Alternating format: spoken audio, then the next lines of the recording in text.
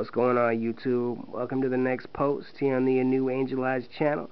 And for this post, I'd like to introduce you to my friend, Mr. Trollee. Mr. Trollee was in a horrible car accident about 10 years ago, and he had 4 of his vertebrae in his back shattered. He had to have countless operations, and now he's in severe chronic pain, and he has been for the past 8 years.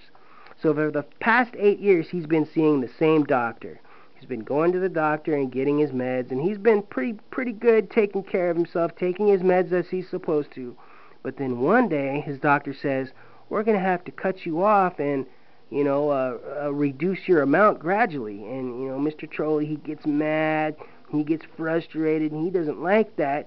So he says, fuck that, but in a really nice way to the doctor. And so the doctor says, okay, we can send your ass to a pain clinic. So Mr. Trollee's at the pain clinic, where they say, hey, we're going to have to cut you even more. So Mr. Trollee gets mad again. And then so he tries to deal with having less medication, but, he's in pain, and, dealing with this medication cut isn't fun. His tummy hurts, and he doesn't feel very good at all. He's sneezing all the time, and his eyes are watering, and he doesn't feel good. So he goes back up, and he looks at his other options. He can go to rehab, he can go to a Suboxone center or a methadone clinic, but then even if he does kick the habit, he's still got to deal with this pain. So he's like, oh no, what am I going to do? So he looks over at his third option over here, where he can buy street pills.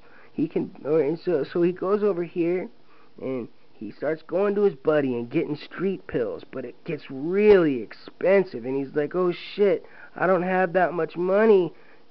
So he talks to another buddy, and he says, hey, heroin's a lot cheaper, and it lasts longer. So he goes over to his other buddy's buddy, and he gets some heroin. He's like, oh, heroin, because it makes me feel really good, and then it lasts 10 times longer than any of his pills did.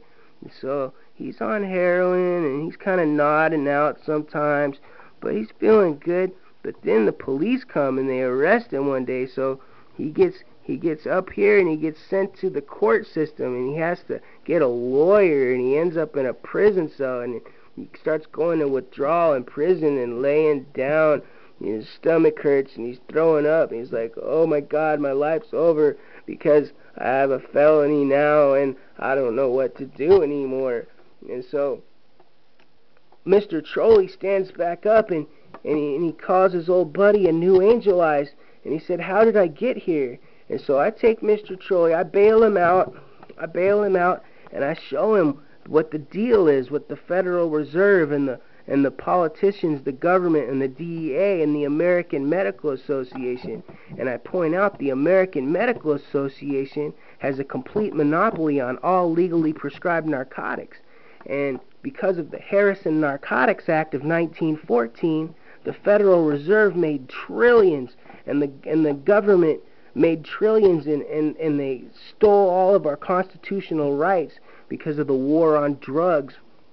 But what happened was the banks were losing billions in 2001 because the Taliban was destroying all the opium crop.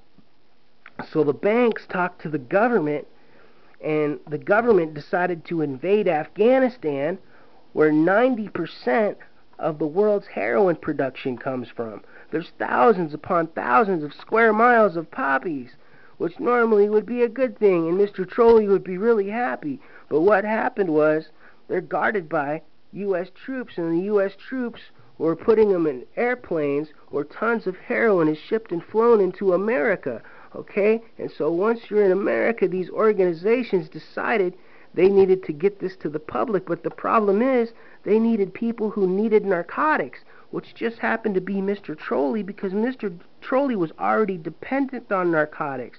And so that's why his doctor cut him down, because the DEA put pressure on his doctor, and the AMA had imposed stricter limits and regulations. And that's why he ended up in the pain clinic, and that's why he ended up sick down here, and he didn't know what to do, and he ended up over here making a bad decision.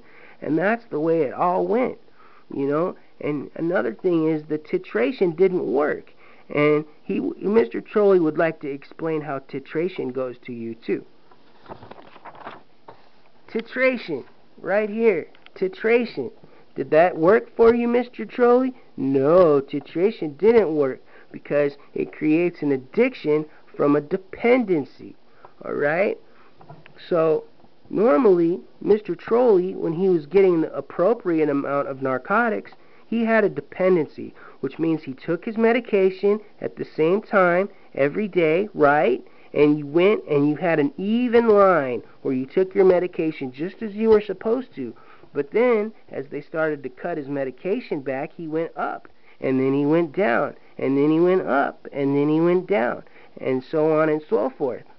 And then they cut his medication even further, and he started taking his medication and going up too far, and then he started not feeling too good going down, and then he went up, and then back down, and then up, and then back down, and before you know it, Mr. Trollee had an addiction. Yes, you did, Mr. Trollee, you had an addiction, and you went up, and then you went way down, you got stomach cramps, and you started sweating, and you feel horrible, and then you went up, and then way down, and this is at the point Mr. Trollee said, fuck it, and he went and bought street pills and ended up on heroin, okay?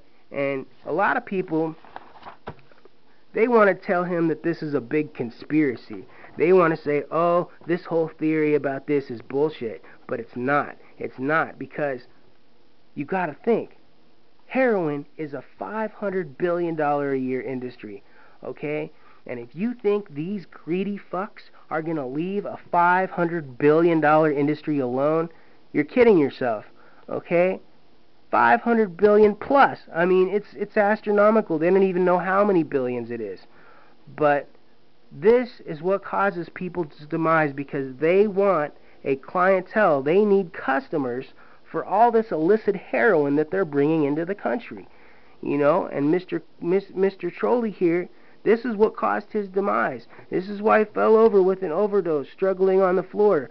And they gave him naltrexone, and he came back to life. But he's still struggling, and he's in and out of prison, and he doesn't know what to do, and he's got felonies on his record, and that's how it went.